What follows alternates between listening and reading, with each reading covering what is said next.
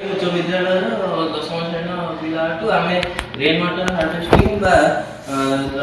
जल वर्षा जल संरक्षण प्रकल्पटी कर जहाँकि वर्षा जल को संचय करता है। यही टैंक वर्षा जल संचय कर पंप को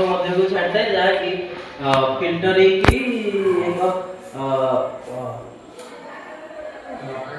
वाटर टैंक भर जाए किसी गाड़ी धोया काम कि बगीचार व्यवहार कर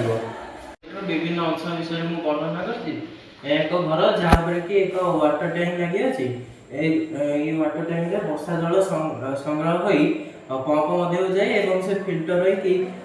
वाटर टैंक जाए जहाँकि रिसाइकल कार धोए कि बगीचा काम व्यवहार हुए आउ वेस्टेज आवर्जना जल पोखरी को जाए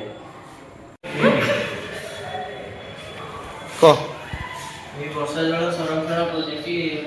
आम